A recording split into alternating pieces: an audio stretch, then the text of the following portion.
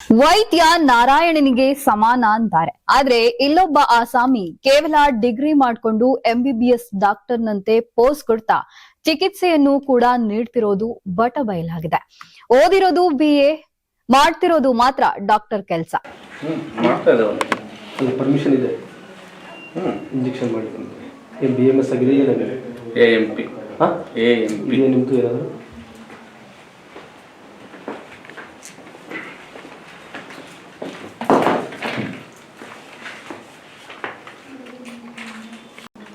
ಹಾವೇರಿ ಜಿಲ್ಲೆ ಹಾನಗಲ್ ತಾಲೂಕಿನ ಕೊಪ್ಪರಸಿಕೊಪ್ಪ ಗ್ರಾಮದಲ್ಲಿ ನಕಲಿ ವೈದ್ಯರ ಬಿಸಿನೆಸ್ ಜೋರಾಗಿ ನಡೀತಿದೆ. BA ಮಾಡಿರುವ ಡಾಕ್ಟರ್ ಆ ಊರಿಗೆಲ್ಲ ಫೇಮಸ್. ಜ್ವರ, ಕೆಮ್ಮು, ನೆಗಡಿ, ಮೈಕೈ ನೋವು ಏನೇ ಇರಲಿ ಇವನ ಬಳಿ ಬಂದ್ರೆ ಮಂಗಮಾಯ ಮಾಡ್ತಾರೆ. ಹೀಗೆ ಡಾಕ್ಟರ್ ರೀತಿ ವೇಷ ತೊಟ್ಟು ಅಮಾಯಕ ಜೀವಗಳ ಜೊತೆ ಚೆಲ್ಲಾಟವಾಡ್ತಿದ್ದಾರೆ ಈ ವ್ಯಕ್ತಿ. ನೆಗಡಿ, ಕೆಮ್ಮು, ಜ್ವರ ಇಂಥವು ನೋಡ್ತಾ ಏನಿದೆ ಸರ್ ಕ್ವಾಲಿಫಿಕೇಶನ್? ನಾನು ಡಿಗ್ರಿ ಮುಗಿದ BA ಮುಗಿಸಿದ್ದು.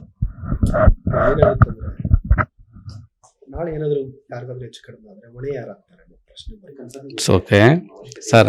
ನಾನು ನೋಡ್ರೆ ನೆಗಡಿ ಕೆಮ್ಮುಸಿಂತ ಸಣ್ಣ ನೋಡು ಬೇಜಾರು ನೋಡ್ತಾ ಇಲ್ಲ. ಚಿಕ್ಕ ಮಕ್ಕಳಿಗೆ ಇಂಜೆಕ್ಷನ್ ಅಂತೂ ಮಾಡ್ತಾ ಇಲ್ಲ, ಮಾಡಲ್ಲ. ಏನೋ ಮೆಡಿಸಿನ್ ಕೊಡು ದೊಡ್ಡವ್ರಿಗೆ ಮಾಡಿದ್ದೀನಿ ಒಳ್ಳೆ ಓಕೆ. ರೆಗ್ಯುಲರ್ ಆಗಿ ಏನು ಮೆಡಿಸಿನ್ ಕೊಡ್ತೀರಾ ಸರ್? ನಾನು ಜನರಲ್ ಲೋಕಲ್ ಅಷ್ಟೇ ಕೊಡಬಲ್ಲೆ. ಡೈಕ್ಲೋಫೆನಿಕ್ಕು, CPM, ಆ್ಯಂಟಿಬಯೋಟಿಕ್ಕು ಕೊಡ್ತೀವಿ. ನಿಮ್ಮ ನಿಯಮದ ಪ್ರಕಾರ ನಿಮ್ಮದು ಮೆಡಿಕಲಲ್ಲಿ ನೀವು ರಿಜಿಸ್ಟ್ರೇಷನ್ ಮಾಡಿಸ್ಕೊಂಡಿದ್ರೆ ಏನಿದೆ? ಎಂಥದ್ದೇನೆ ಏನಿದೆ ತಪ್ಪಲ್ವಾ ಸರ್? ಸರ್ ನರ್ಸಿಂಗ್ ಹೋಮಲ್ಲಿ ಮಾಡಿದ್ದೇನೆ. ಇದೆಯಾ ನರ್ಸಿಂಗ್? ಹೌದು. ಎಷ್ಟು ವರ್ಷದಿಂದ ಈ ಸರ್ ಇಲ್ಲೇ ಇದ್ದು 10 ವರ್ಷ ಆಯ್ತು. ಅಲ್ಲ, ಈ ಕ್ಲಿನಿಕ್ ಶುರು ಮಾಡ್ಕೊಂಡು 10 ವರ್ಷ ಆಯ್ತು. ಬಿಲ್ಡಿಂಗ್ ಇದೆ ನಿಮ್ದೇನಾ? ಅಲ್ಲ ಬಾಡಿಗೆ ಅಂತ ಶಿವರ್ ಇದ್ರೆ ರೆಫರ್ ಮಾಡಬಾರ್ದು. ಅಲ್ಲ, ಈಗ ನೀವೇ ಇದೆಲ್ಲ ಅಂದಮೇಲೆ ರೆಫರ್ ಮಾಡ್ಬೋದಿತ್ತಲ್ಲ.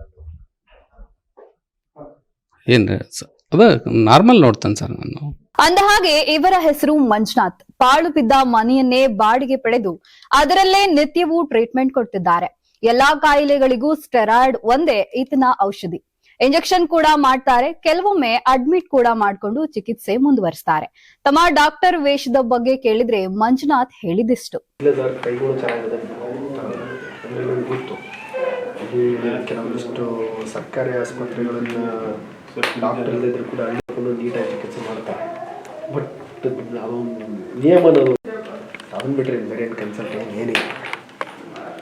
ಒಟ್ನಲ್ಲಿ ಅಧಿಕಾರಿಗಳು ಎಚ್ಚೆತ್ತುಕೊಂಡು ನಕಲಿ ಡಾಕ್ಟರ್ಗಳಿಗೆ ಕಡಿವಾಣ ಹಾಕಬೇಕಿದೆ. ಕೇವಲ ಹಾವೇರಿಯಲ್ಲಿ ಮಾತ್ರವಲ್ಲ, ಉತ್ತರ ಕರ್ನಾಟಕದ ಹಲವೆಡೆ ನಕಲಿ ಡಾಕ್ಟರ್ಗಳು ನಾಯಿ ಕೊಡೆಯಂತೆ ಬೆಳೆದಿದ್ದಾರೆ. ಇನ್ನಾದರೂ ಆರೋಗ್ಯ ಇಲಾಖೆ ಕಟ್ಟುನಿಟ್ಟಿನ ಕ್ರಮ ಕೈಗೊಂಡು ಅಮಾಯಕ ಜೀವಗಳನ್ನ ಉಳಿಸಬೇಕಿದೆ. ನೀವು ಸಣ್ಣ ಆಗ್ಬೇಕಲ್ವಾ? ಅದು ಒಂದು ಉತ್ತಮ ಆಹಾರದಿಂದ ಸಣ್ಣ ಆಗ್ಬೇಕಲ್ವಾ? ಪ್ರತಿದಿನ ನಮ್ಮ ಜೀನಿ ಸ್ಲಿಮ್ ನ ಯೂಸ್ ಮಾಡಿ ಯಾವುದೇ ಸೈಡ್ ಎಫೆಕ್ಟ್ ಇಲ್ದಂಗೆ ನೀವು ಸಣ್ಣ ಆಗ್ತೀರಾ.